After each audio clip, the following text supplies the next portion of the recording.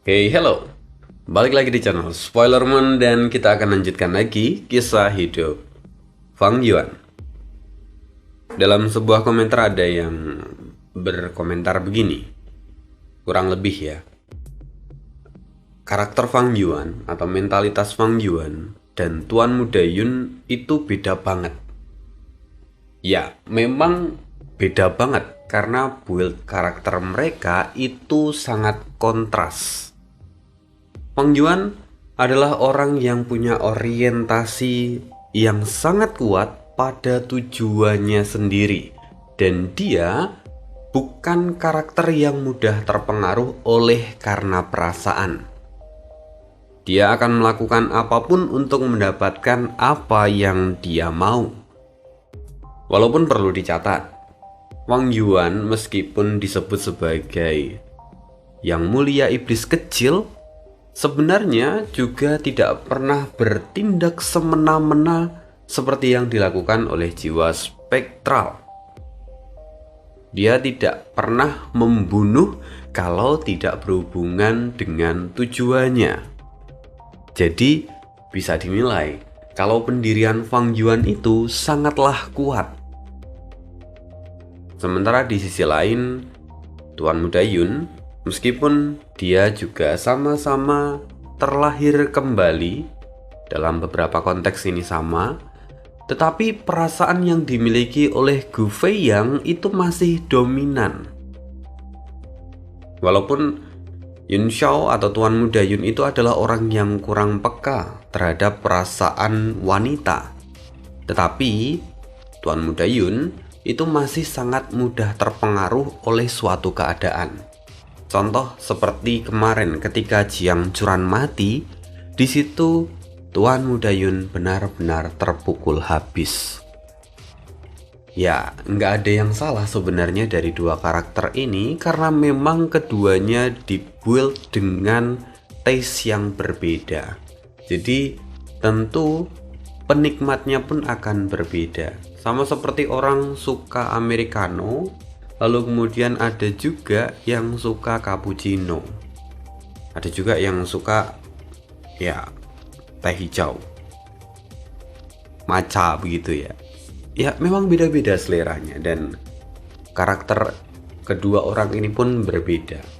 Ada yang bisa menyukai keduanya, ada yang bisa menyukai hanya salah satu. Tapi kalau aneh yang penting keduanya bisa dinikmati dan kemudian ada poin yang bisa diambil untuk kita sendiri.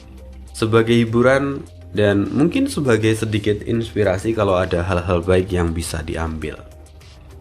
Ya, itu awal dari part kali ini. Kita langsung sambung kisah hidup Fang Yuan di part 383. Kembali ke alam mimpi. Saat ini klon manusia naga Fang Yuan melangkah maju sambil terus memanipulasi pasukan semutnya. Ribuan semut hitam bergerak dalam formasi yang rapat. Di barisan depan, semut armor besi membuka jalan. Lalu semut panah tetap berada di belakang. Sementara sang ratu semut terlindungi dengan ketat di bagian tengah formasi. Terakhir di barisan paling belakang adalah semut meriam. Sementara di hadapan klon manusia naga Fang Yuan ada Tai Qin yang juga mengerahkan pasukan semutnya. Pasukan Tai Qin didominasi oleh semut tombak dan semut lari. Susunannya terlihat sangat ofensif. Melihat itu klon manusia naga Fang Yuan tersenyum tipis. Sejak upacara penerimaan murid petapa semut hijau, Tai Qin terpacu oleh karena kekalahannya dariku. Sikapnya sepenuhnya telah berubah dari yang sangat hati-hati menjadi sangat agresif. Hampir dalam setiap pertempuran dia selalu memilih untuk menyerang terlebih dahulu. Gumam Fang Yuan dalam hati. Kini terlihat dua kelompok semut lari bergerak dengan cepat. Mereka mengapit semut Fang Yuan dari sisi kiri dan kanan. Melihat itu, taktik Taikin terlihat sangat jelas. Dia ingin memanfaatkan kecepatan dari semut lari untuk menembus pertahanan dan langsung menghancurkan semut meriam dari klon manusia naga Fang Yuan. Semut meriam sendiri memiliki daya serang jarak jauh yang mengerikan. Mereka mampu membantai banyak semut tombak dengan bentrokan yang frontal. Tapi kelemahan mereka juga jelas. Gerakannya lambat dan pertahanannya pun rapuh. Kalau semut lari berhasil mendekat, maka kehancuran tak akan terelakkan. Fang Yuan berpikir, sungguh taktik yang tepat. Tapi dia tersenyum dan berkata, sayangnya kalau aku berani menggunakan formasi ini, tentu aku sudah memperhitungkan kelemahannya. Melihat itu, Taikin pun tersenyum sambil berseru, "Senior, majulah, lawan aku." Matanya bersinar terang saat mengerahkan seluruh kekuatannya.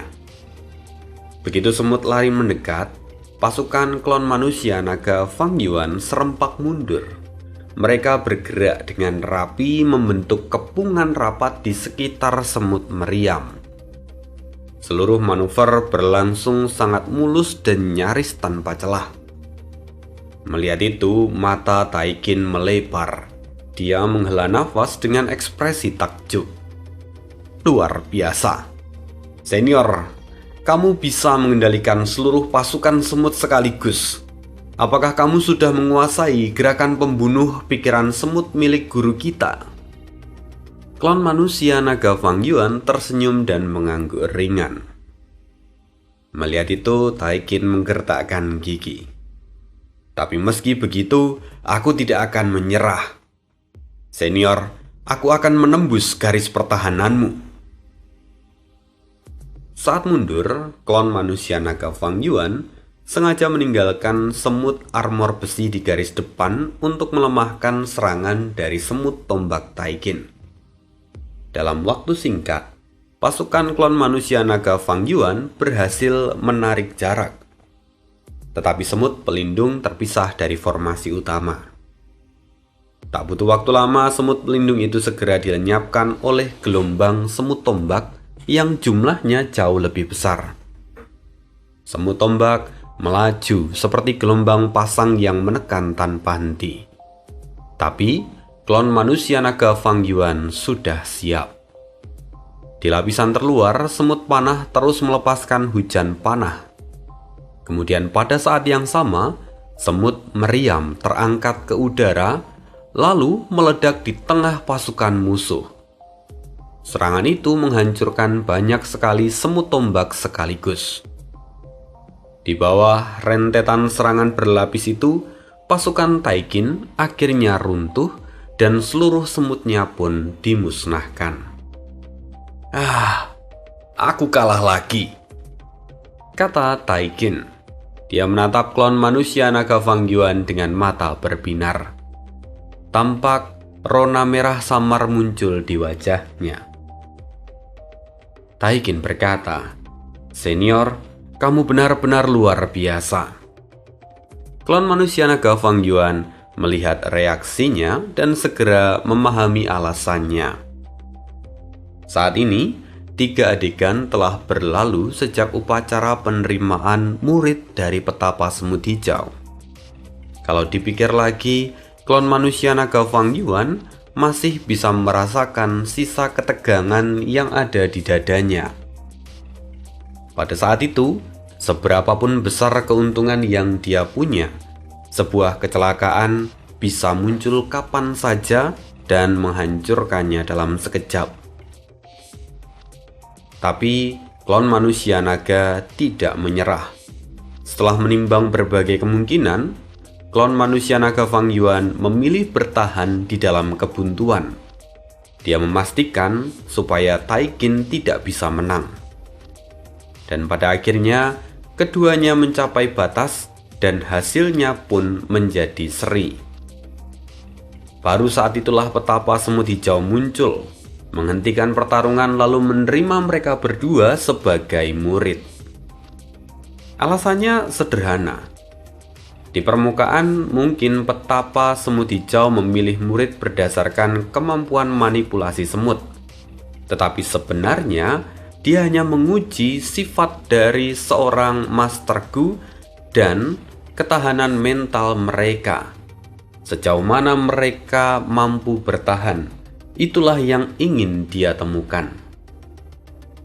Kalau klon manusia naga Fang Yuan saat itu mengaku kalah, maka dia tidak akan memenuhi kriteria ini. Dan pastinya, eksplorasi alam mimpi pun akan berakhir dengan kegagalan. Menyadari hal itu, demi bisa lulus, klon manusia naga Fang Yuan tidak boleh menang, tetapi juga tidak boleh kalah.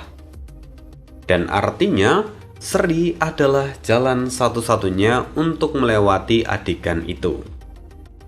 Singkat cerita, setelah rintangan itu terlewati, dalam beberapa adegan berikutnya, petapa semut hijau mulai menurunkan ilmunya kepada mereka. Klon manusia naga Fang Yuan memperoleh banyak Gu, dan di saat yang sama, Taikin juga menjadi saingannya. Dia mendapatkan Gu yang tak kalah banyak. Walaupun memang selama ini Taikin tidak pernah benar-benar menang dalam pertandingan melawan Fang Yuan. Sekalipun Taikin sebenarnya tidak pernah benar-benar menang dalam pertandingan melawan klon manusia naga Fang Yuan. Pada awalnya, klon manusia naga Fang Yuan dipenuhi dengan keraguan. Tetapi seiring waktu, ia perlahan mengakui inferioritasnya. Bahkan tanpa klon manusia naga Fang Yuan sadari, ada perasaan samar yang menyerupai kasih sayang mulai tumbuh di dalam hatinya. Sementara itu, di luar alam mimpi, tubuh utama Fang Yuan saat ini masih mengamati keberuntungan klon manusia naga miliknya. Fang Yuan tampak bergumam. Bagus, tampaknya klon manusia nagaku membuat kemajuan yang cukup besar di dalam alam mimpi. Saat ini keberuntungan naga ungu telah membesar beberapa kali lipat. Awan hitam yang menyelimutinya pun menyusut sekitar 30%. Dan pada saat yang sama, Ki ungu kebiruan yang terpancar dari awan itu juga menjadi jauh lebih padat dan kental. Namun, di saat tenang itu, tiba-tiba seberkas cahaya merah melesat dari arah barat. Cahaya merah darah itu sangatlah besar. Dia melayang di atas kepala naga ungu, tetapi tidak menyatu dengan awan keberuntungan hitam. Di dalamnya terlihat bayangan samar dari seekor burung phoenix, dan juga ada naga ilahi. Keduanya memancarkan aura agung yang menekan serta mengancam. Melihat itu, hati Fang Yuan bergetar. Apa yang sedang terjadi? Perubahan apa ini? Fang Yuan dengan segera melakukan deduksi untuk menarik kesimpulan. Keberuntungan cahaya darah ini lebih dari 10 kali lipat dari ukuran sebelumnya. Dia datang dari arah barat, di mana barat itu berarti adalah gurun barat atau benua tengah. Cahaya darah ini masih belum menyerang, artinya sekarang pemiliknya belum mulai bergerak. Kemudian dengan skala sebesar ini, hampir bisa dipastikan bahwa serangan ini berasal dari pengadilan surgawi di benua tengah. Tapi, bagaimana bisa pengadilan surgawi menemukan tempat ini? Di kehidupan sebelumnya, mereka bahkan tidak datang pada saat ini. Apakah semua ini adalah efek tinta dari kelahiranku kembali? Saat ini, informasi yang dimiliki Fang Yuan sangatlah terbatas. Tetapi meski begitu, berkat kemampuannya, Fang Yuan bisa menyimpulkan banyak kemungkinan. Meski begitu, Fang Yuan sama sekali tidak terlihat terkejut. Bahkan, Dia sudah memiliki rencana untuk menghadapi situasi semacam ini. Bagaimanapun juga, pengadilan surgawi adalah musuh terbesarnya sejak lama.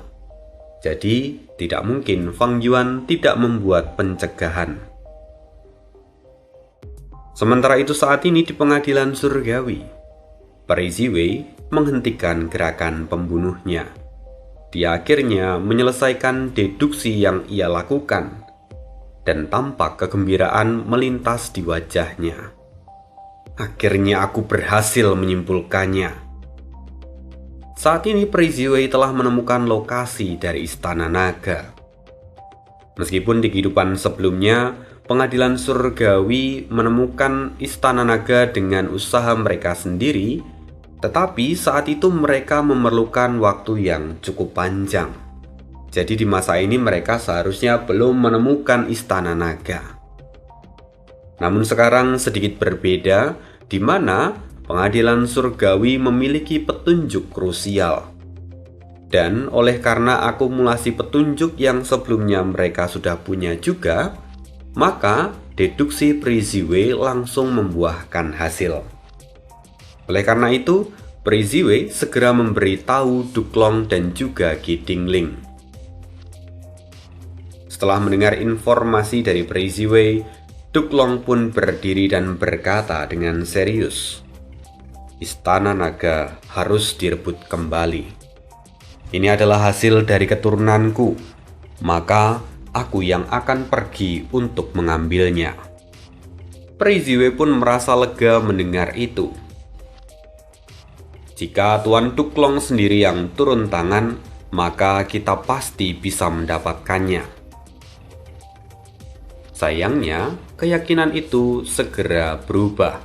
Peri Ziwei tiba-tiba mendapatkan sebuah berita. Ekspresinya tampak muram, dan Duklong bertanya, "Kenapa?"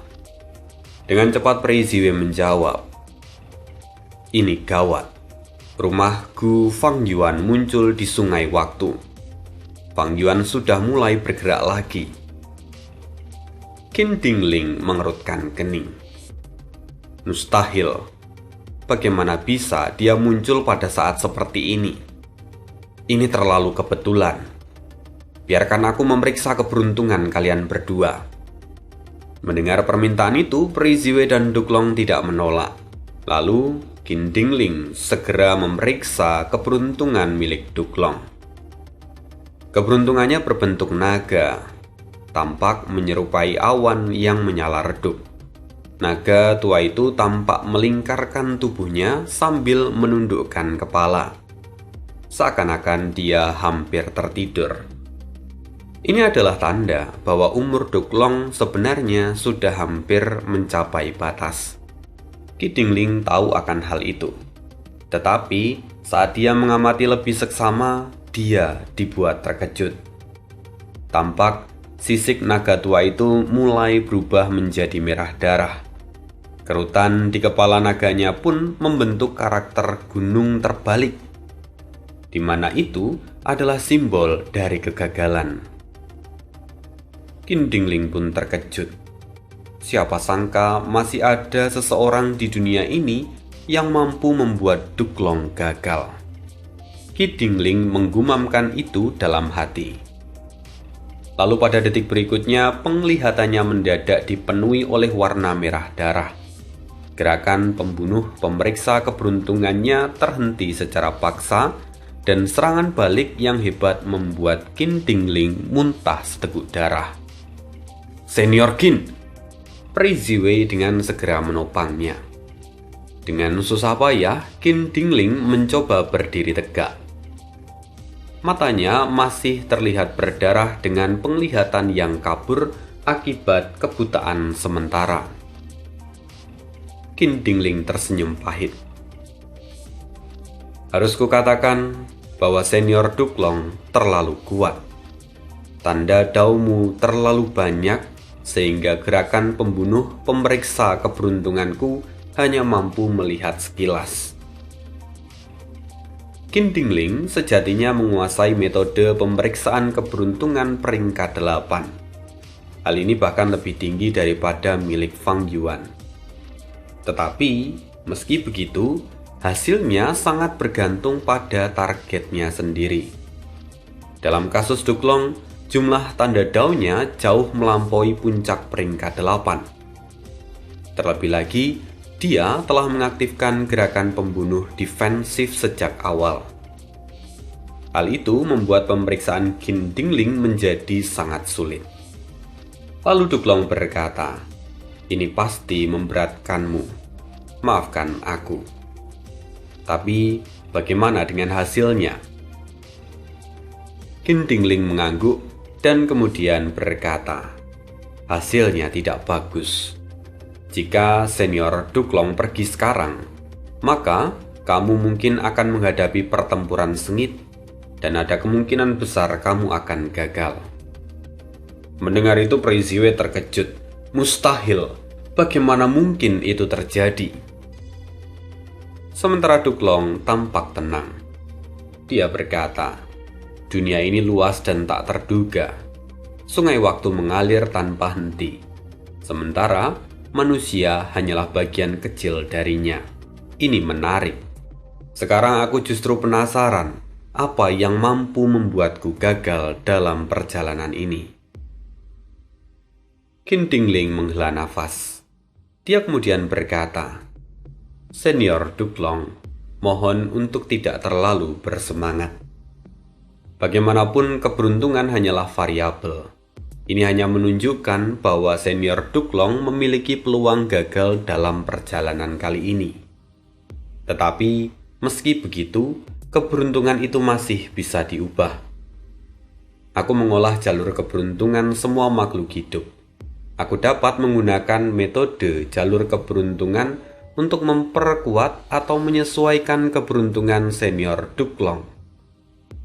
Hanya saja, aku butuh waktu beberapa hari." Mendengar itu, Duklong tampak berpikir sejenak lalu berkata, "Kalau memang begitu, maka aku akan menunggu selama beberapa hari. Bagaimanapun, menghadapi Fang Yuan, aku tidak bisa tergesa-gesa." Sejak hari itu, pengadilan surgawi mulai melakukan persiapan. Sementara, di dalam alam mimpi, Taikin mendekati klon manusia naga Fang Yuan. Dia tersenyum dan berkata, "Senior, apakah makan malam yang kubuat kemarin itu enak?" Klon manusia naga Fang Yuan tersenyum dan berkata, "Ya, itu cukup lezat. Tidak kusangka bahwa junior memiliki bakat memasak seperti itu.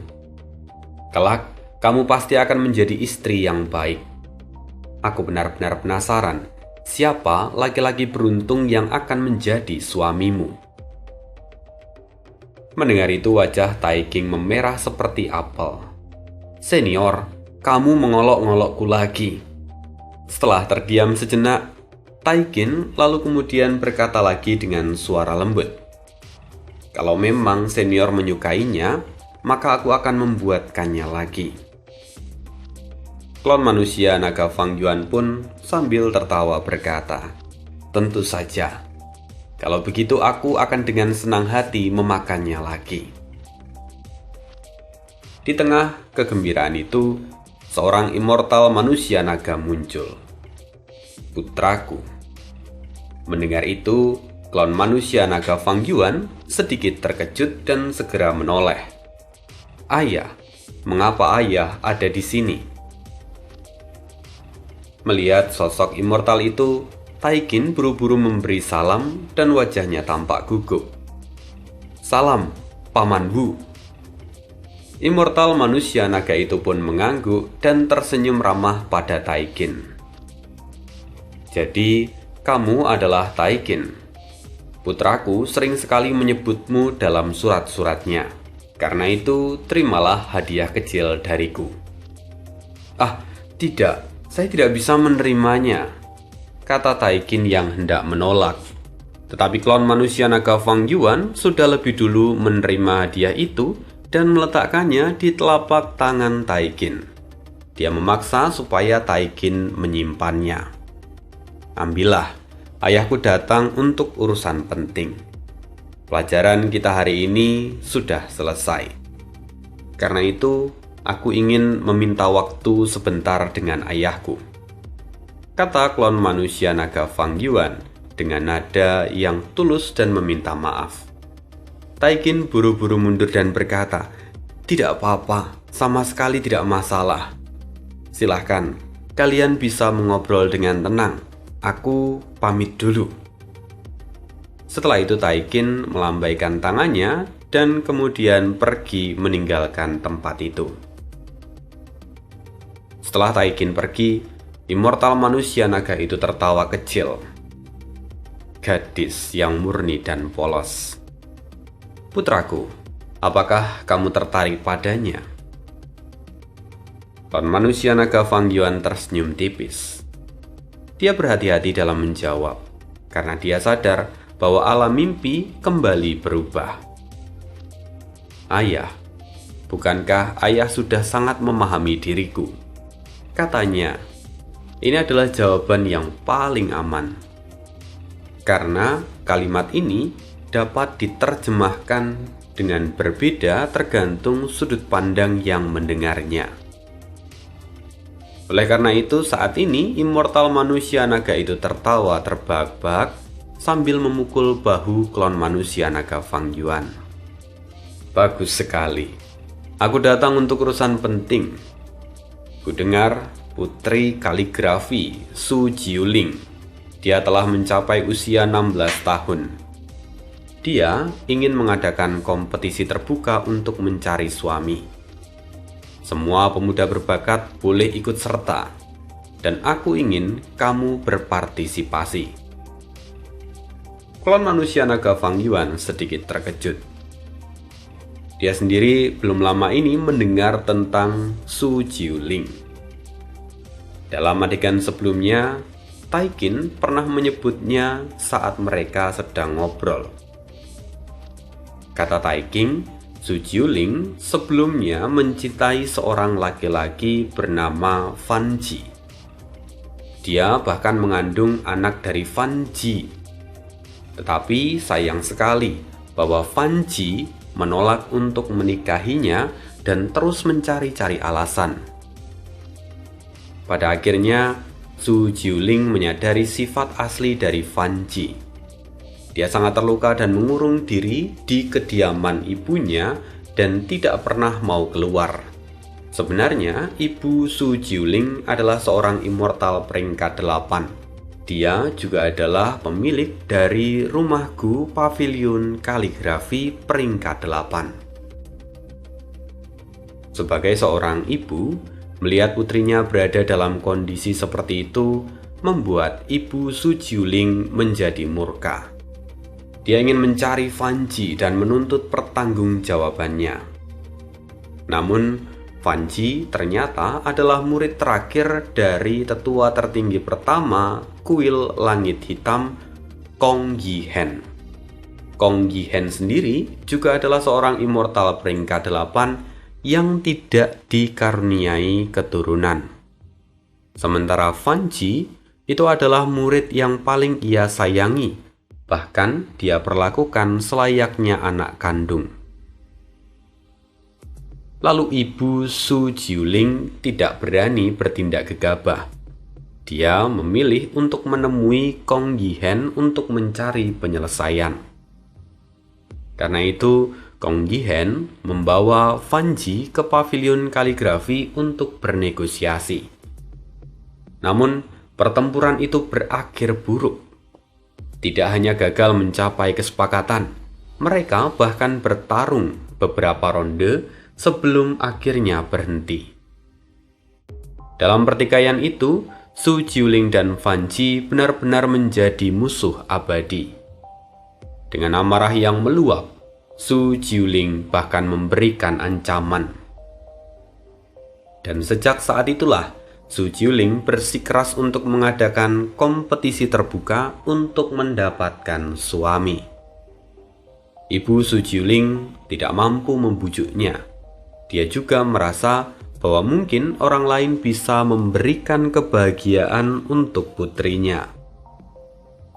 Bahkan, kalau putrinya tidak dicintai oleh pria itu, setidaknya peristiwa ini dapat mengalihkan perhatiannya, membebaskan Su Jiuling dari depresi dan juga pikiran untuk mengakhiri hidup adalah yang terpenting saat ini. Jadi, Ibu Su Jiuling lalu mengumumkan akan diadakannya turnamen untuk mendapatkan suami bagi Su Jiuling. Ketika menceritakan semua itu, Taikin tampak sangat gembira, seolah menganggap bahwa kisah itu sangat menarik. Dan saat mendengarkannya, klon manusia naga Fang Yuan hanya tertawa. Namun kini, dia tidak lagi bisa tertawa ketika mendengar permintaan ayahnya. Dalam hati, dia berpikir bahwa ras manusia naga ingin bangkit dan mandiri. Ambisi mereka sangat besar. Itu adalah kesempatan yang langka. Sementara, Ibu Su Jiuling adalah seorang immortal peringkat 8, yang mana dia juga bermusuhan dengan kuil langit hitam. Ini adalah kesempatan langka. Ibu Su Jiuling adalah seorang immortal peringkat 8 yang bermusuhan dengan kuil langit hitam. Jika aku menjadi menantunya, maka melalui hubungan ini, aku bisa menariknya ke pihak ras manusia naga. Soal penampilan, kepribadian, dan bahkan anak dalam kandungan Su Jiuling, Fang Yuan sama sekali tidak memperdulikannya. Demi ambisinya, melakukan pengorbanan pribadi itu bukanlah hal yang sulit. Namun kemudian, pikirannya tiba-tiba terguncang. Tapi saat ini, perasaan Taikin terhadapku terus tumbuh. Jika aku melakukan ini, aku pasti akan mengecewakannya. Taikin pasti akan sangat terluka.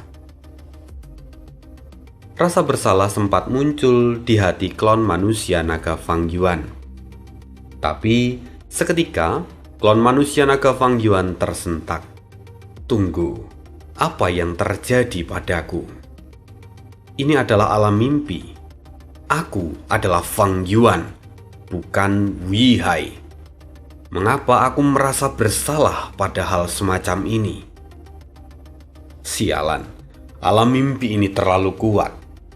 Alam mimpi ini benar-benar mempengaruhi emosiku. Beberapa adegan terakhir tampak stabil dan aman, tetapi secara halus, adegan itu berusaha membentuk perasaanku. Hampir saja aku terjebak. Harus diakui bahwa alam mimpi ini memang berbeda. Klon manusia naga Fang Yuan menjelajahi alam ini pun bukan hanya dengan jiwanya seperti penjelajahan alam mimpi pada umumnya, tetapi dia menjelajahi alam mimpi ini dengan tubuh fisiknya. Hal itu membuat pengalamannya menjadi sangat berbeda. Ditambah alam mimpi yang berlangsung tanpa henti selama beberapa hari, membuat klon manusia naga Fang Yuan sepenuhnya tenggelam di dalam alam mimpi ini. Meskipun sekarang Fang Yuan telah mendapatkan kembali kejernihan pikirannya, dan dia juga mampu membedakan antara kenyataan dan alam mimpi, tetapi hal itu tidak dapat menampik bahwa emosinya sempat terpengaruh. Ini sungguh adalah peringatan awal akan bahaya yang nyata. Bagaimanapun, dalam eksplorasi alam mimpi, hasil terburuk adalah ketika penjelajah dari alam mimpi tenggelam sepenuhnya di dalam alam mimpi dan kemudian terputus dari kenyataan. Ini menegaskan bahwa emosi sejatinya merupakan alat yang paling berbahaya. Begitu emosi terpengaruh, berbagai perasaan akan muncul tanpa kendali. Fang Yuan bisa terjebak seperti berada di dalam pasir hisap. Semakin lama, dia akan tenggelam semakin dalam. Sementara itu, immortal manusia naga tampak mengamati ekspresi dari klon manusia naga Fang Yuan. Melihat semua itu, dia tampak tersenyum puas. Putraku, Kamu benar-benar tidak terikat oleh pengekangan cinta dan kasih sayang. Kalau begitu, aku akan pergi menemui petapa semut hijau untuk meminta persetujuan cutinya dirimu. Fang Yuan pun dengan segera menjawab, tentu, aku akan mengikuti pengaturan ayah. Sementara itu, kita akan kembali bergeser ke sungai waktu. Ledakan dahsyat menggema, mengguncang sungai saat gelombang air menyembur ke segala arah. Sebuah kapal perang menunggangi gelombang raksasa itu, melesat dengan kecepatan kilat seperti sinar perak. Itulah kapal perang ribuan tahun. Sementara di belakangnya 5 buah rumah Gu mengejar tanpa henti. Di dalam kapal perang ribuan tahun, Baining dan yang lain telah menempati posisi masing-masing. Suasana tegang menyelimuti mereka saat pertempuran berlangsung. Sial, pengadilan surgawi benar-benar kaya. Mereka berhasil membangun kembali paviliun masa kini dan masa lalu, bahkan juga kapal pesiar. Dan bukan hanya itu, mereka memiliki platform 3 bangau musim gugur, tuas aliran hiu, dan 1 rumah Gu misterius lainnya. Pantas pengadilan surgawi dikenal sebagai kekuatan nomor 1 di dunia. Fondasi mereka benar-benar luar biasa. Baining dan yang lain bahkan tidak mengenali rumah Gu jalur waktu yang baru bergabung. Itu adalah rumah Gu baru, di mana untuk membangunnya, Peri Ziwei mengambil inti dari galeri jutaan Raja Surgawi di pengadilan surgawi. 4 rumah Gu yang lain sudah cukup merepotkan, tetapi rumah Gu yang baru lebih merepotkan. Rumah Gu ini berada di peringkat 8. Selain itu, di dalamnya juga terdapat seorang immortal jalur waktu peringkat 8, Gu Liuru. Sehingga kekuatan dari rumah Gu ini meningkat berkali-kali lipat. Saat kapal perang bertempur dengan rumah Gu peringkat 8, 4 rumah Gu yang lain juga tidak tinggal diam. Hasilnya, situasi saat ini sangat tidak menguntungkan dan memaksa pihak Baining bertarung sambil terus mundur. Jangan panik, kita masih unggul dalam keberuntungan. Kita bisa memanfaatkan lingkungan sungai waktu yang kompleks untuk melemahkan pengadilan surgawi, kata Helloulan. Benar, setelah mereka cukup terkuras, barulah kita akan melakukan serangan balik, jawab Baining. Semua orang berdiskusi di dalam kapal perang ribuan tahun. Beberapa hari pun berlalu. Di pengadilan surgawi, Duklong kini telah bersiap untuk berangkat. Qin Dingling serta Peri Ziwei ikut mengantarnya. Setelah mengubah keberuntungan dari Duklong, kondisi dari Qin Dingling memburuk. Dia tidak mampu ikut serta ke sungai waktu dan hanya bisa memulihkan diri di pengadilan surgawi. Sementara Peri Ziwei juga harus tetap tinggal di pengadilan surgawi untuk mengawasi situasi dan mencegah serangan dari surga panjang umur. Oleh karena itu, saat ini mereka hanya bisa mengantar kepergian dari Duklong. Peri Ziwei kembali memberikan laporan keadaan saat ini. Pertempuran rumah Gu di sungai waktu telah berlangsung selama beberapa hari, tapi Fang Yuan belum muncul.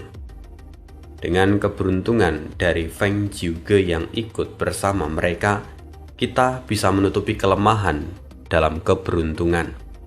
Untuk saat ini, posisi kita masih lebih unggul. Mendengar itu, Duklong dengan wajah serius berkata, Fang Yuan tidak boleh diremehkan sama sekali. Ziwei, perhatikan dia dengan seksama. Baik, Tuan Duklong, jawab Peri Ziwei mengangguk. Ekspresinya tegas. Dia berkata lagi, Tuan Duklong, Fang Zheng sudah siap. Dia sekarang berada di Pavilion Pinus milik Sekte Bangau Abadi. Saat ini, dia sudah berada di jalur perjalanan. Tuan Duklong bisa segera menyusul. Duklong pun mengangguk. Tubuhnya segera berubah menjadi Ki berbentuk naga ungu, lalu menghilang dari tempat itu. Kita berpindah ke Laut Timur. Fang Yuan sekarang kembali memeriksa keberuntungan dari klonnya. Keberuntungan naga ungu milik klon manusia naga Fang Yuan kini kembali membesar hingga beberapa kali lipat. Dia tampak penuh dengan vitalitas, bergerak bebas di dalam awan hitam. Setengah dari awan hitam itu kini telah berubah menjadi ungu kebiruan. Itu menandakan bahwa kemungkinan besar klon manusia naga Fang Yuan bisa menjadi tuan dari Istana Naga. Namun, di puncak awan hitam itu, keberuntungan cahaya darah yang sangat besar terlihat menekan dari atas. Jaraknya pun kini sudah sangat dekat. Di dalam cahaya darah itu, bayangan Punix emas telah hilang. Yang tersisa hanyalah sosok naga ungu raksasa, yang mana naga itu memancarkan tekanan yang mengancam. Dibandingkan dengannya, awan hitam dan naga ungu terlihat begitu kecil dan lemah. Melihat semua itu, Fang Yuan langsung mengambil kesimpulan dan bergumam. Sepertinya, hanya aku yang mampu menghentikan variabel ini. Pada saat berikutnya, mata Fang Yuan memancarkan cahaya tajam. Dia melihat sebuah rumahku yang terbang mendekat di langit surga putih. Rumahku itu adalah Pavilion Pinus milik Sekte Bangau Abadi.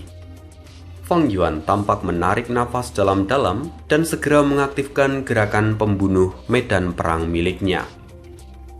Medan perang jalur Qi itu telah dipersiapkan sejak lama oleh Fang Yuan, dan dia memang sudah menunggu waktu ini. Di dalam rumahku Pavilion Pinus, Fang Zeng benar-benar terkejut ketika penglihatannya terdistorsi. Dia kini terperangkap di dalam gerakan pembunuh medan perang. Sialan, musuh menyergapku. Tapi aku punya rumahku Pavilion Pinus. Aku pasti bisa bertahan. Namun sayangnya ekspresi Fang Zeng kini tidak bisa menunjukkan kebohongan. Dia tampak terkejut dan juga takut. Arus Qi tak berujung melesat seperti panah, berkumpul menuju Pavilion Pinus dalam jumlah yang tak terhitung. Tekanan itu begitu mengerikan dan membuat jantung Fang Zeng berdegup kencang. Gerakan pembunuh peringkat 8. Sialan, aku menabrak batu besar. Fang Zeng pucat. Pavilion Pinus hanyalah rumahku peringkat 6. Bagaimana mungkin dia mampu menahan serangan dari peringkat 8? Lalu pada saat genting, sebuah sosok muncul di depannya. Lalu sebuah cakar naga menghancurkan serangan yang mengincar Pavilion Pinus. Fang Zeng bisa melihat sosok itu adalah Duklong. Rupanya Duklong itu memang menjaga jarak dengan Fang Zeng. Dia mengikutinya dari kejauhan secara diam-diam. Itu adalah saran dari Qin Dingling, di mana Qin Dingling mengatakan supaya Duklong memberikan kebebasan pada Fang Zeng supaya dia bisa bergerak secara alami dan menciptakan gangguan bagi Fang Yuan. Sayangnya karena situasi mendesak, akhirnya Duklong menunjukkan dirinya. Arus Qi di sekitar Duklong meledak dan tercerai-berai. Dengan suara dingin, Duklong berkata, "Siapa kau? Tunjukkan dirimu." Kemudian suara lain menyahut, "Aku leluhur Laut Qi." Fang Yuan menunjukkan dirinya, tetapi dengan penampilan yang sama sekali berbeda. Kali ini, dia menyamar menjadi sosok yang disebut sebagai leluhur Laut Qi. Feng Zheng menatap Duklong saat ini. Ada keterkejutan dan kegembiraan yang bercampur menjadi satu. Ditambah, dia tidak menyangka bahwa akan ada immortal peringkat 8 lain yang muncul dan menghadangnya. Saat ini, dia tidak lebih seperti serangga yang berada di depan pertarungan antara harimau dan singa. Feng Zheng hanya bisa mengamati dari belakang. Sementara itu saat ini, Duklong tersenyum tipis. Leluhur Laut Qi. Sebagai immortal peringkat 8, tidak masalah jika kau menyebut dirimu sebagai leluhur. Tetapi kau berani menggunakan nama Laut Qi di hadapanku. Itu menunjukkan kesombonganmu. Bagaimanapun, Duklong adalah Grandmaster Agung dari jalur Qi. Jadi ketika dia mendengar orang lain menyebut dirinya sendiri sebagai leluhur dari jalur Qi, tentu itu membuat Duklong merasa tersinggung. Suara Duklong kembali terdengar. Niat burukmu terasa sangat jelas. Katakan padaku, apa tujuanmu bersembunyi di sini dan menyergap kami? Dan apa hubunganmu dengan Fang Yuan? Di balik ekspresi tenangnya, Fang Yuan terkejut ketika mendengar perkataan Duklong ini. Dalam benaknya dia bertanya-tanya, bagaimana bisa Duklong mengaitkan identitasnya dengan sosok leluhur Laut Qi saat ini. Pertanyaan itu tentu tidak langsung terjawab.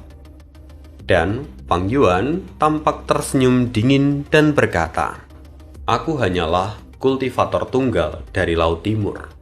Aku tidak pernah mengganggu siapapun yang tidak menyinggungku. Tapi pengadilan surgawi terlalu ambisius. Kalian ingin menguasai 5 wilayah dan menyatukan dunia. Cepat atau lambat, kalian akan datang dan mencariku. Kalian akan mencoba membunuhku." Duklong mengerutkan kening. Dia berkata, "Orang tua, kau pasti telah ditipu oleh iblis Fang Yuan. Kita tidak punya dendam. Ini adalah pertemuan pertama kita. Lantas, kenapa kita harus bertarung? Kenapa kami akan menyerangmu?" Iblis Fang Yuan itu licik dan gemar menabur perselisihan. Jadi jangan mudah mempercayainya. Fang Yuan mendengus.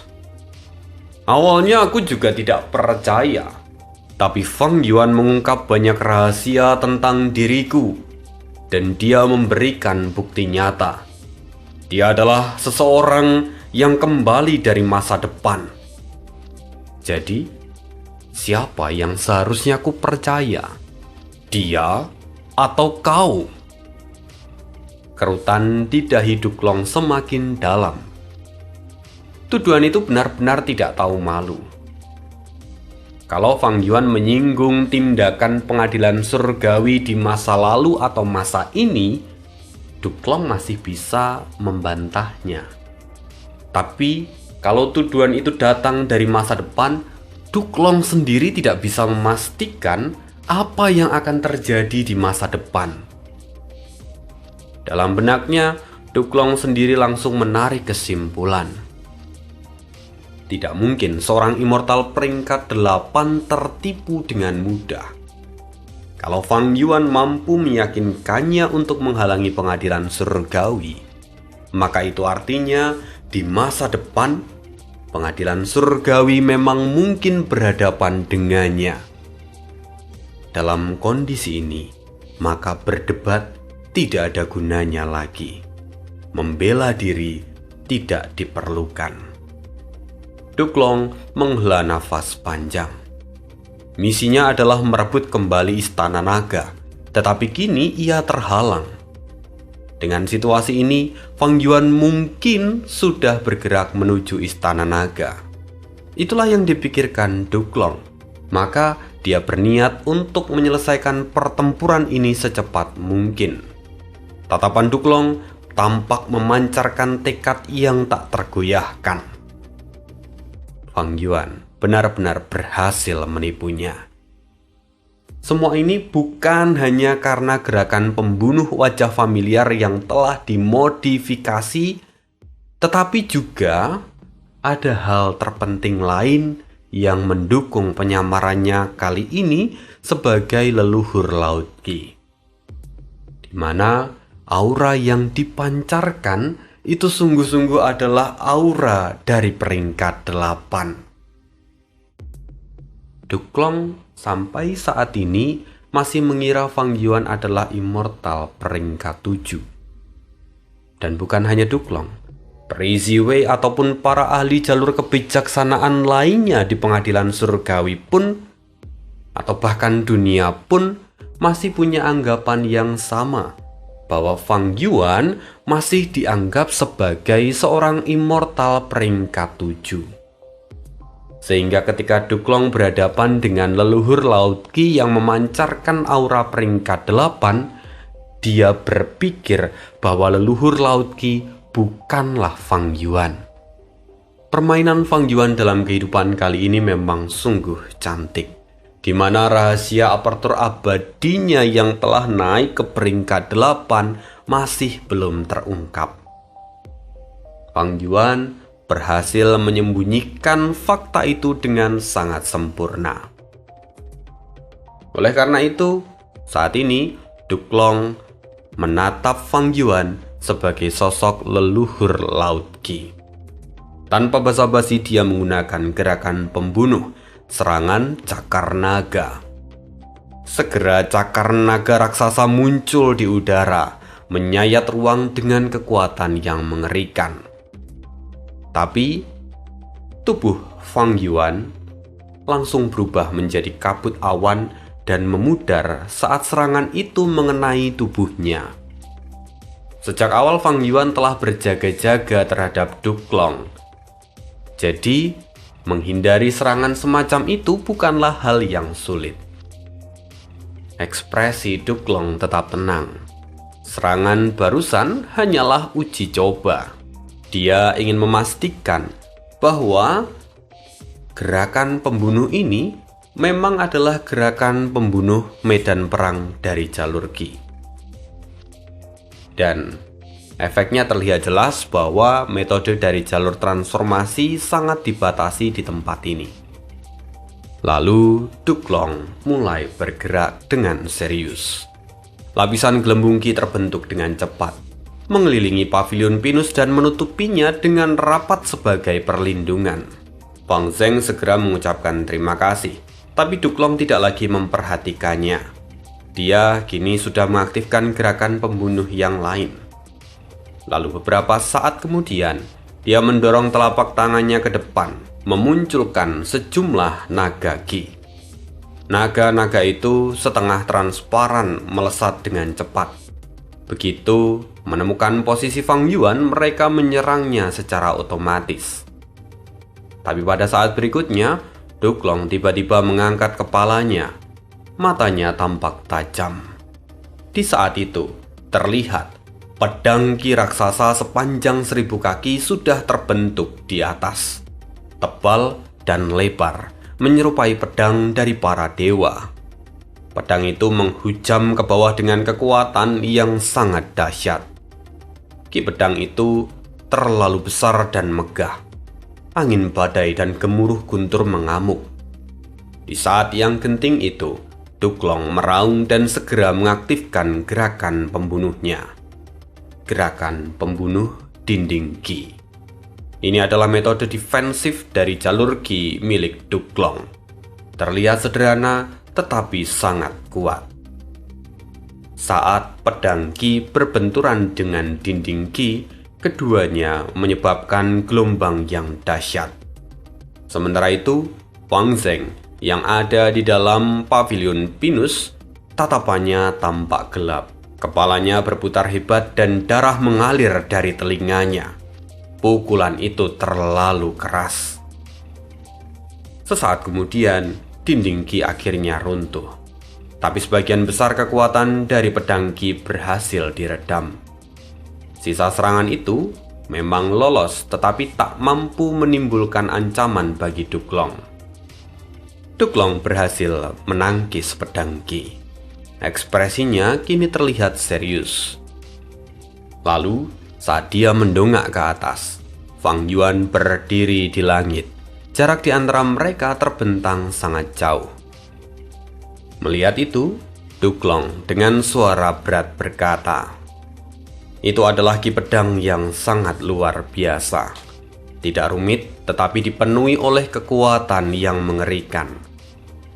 Sayangnya, berapa kali kamu bisa menggunakannya?" Fang Yuan tersenyum tipis. Wajahnya masih terlihat tenang. Gerakan pembunuh tadi memang mengandung kekuatan luar biasa. Duklong secara alami mengira kalau Fang Yuan memerlukan persiapan panjang untuk mengaktifkan gerakan itu. Tetapi sayang sekali, Fang Yuan adalah pengecualian. Dengan santai dia berkata, "Apa yang kau bicarakan, itu hanyalah serangan biasa. Aku bisa melakukannya kapanpun aku mau." Sambil bicara, Fang Yuan mengarahkan jari telunjuknya ke pavilion pinus. Ki pedang raksasa kembali terbentuk dan ditembakkan dengan kekuatan yang mengerikan. Tapi tidak berhenti di situ. Ki pedang kedua menyusul, dan ki pedang ketiga pun menyusul dengan kekuatan yang setara. Melihat itu, Duklong pun tak mampu menyembunyikan keterkejutannya. Gerakan Fang Yuan benar-benar mengerikan. Seolah-olah kekuatan sebesar itu bisa dikeluarkan seperti saat dia sedang bernafas. Duklong menggertakkan gigi. Dengan segera dia menggunakan 3 lapis dinding Qi untuk menahan serangan itu. Mata Duklong kini bersinar terang. Tak kusangka, ternyata Laut Timur menyembunyikan sosok sepertimu. Kekuatan tempur yang begitu mengerikan. Ini menarik. Mari kita lanjutkan.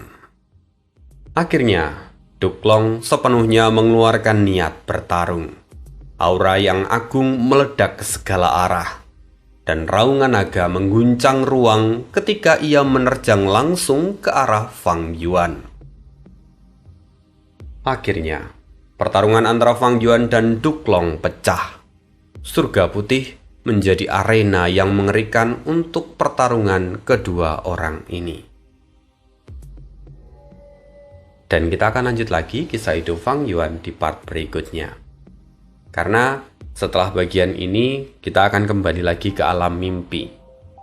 Jadi kita cukupkan untuk hari ini. Terima kasih, see you again, dan bye.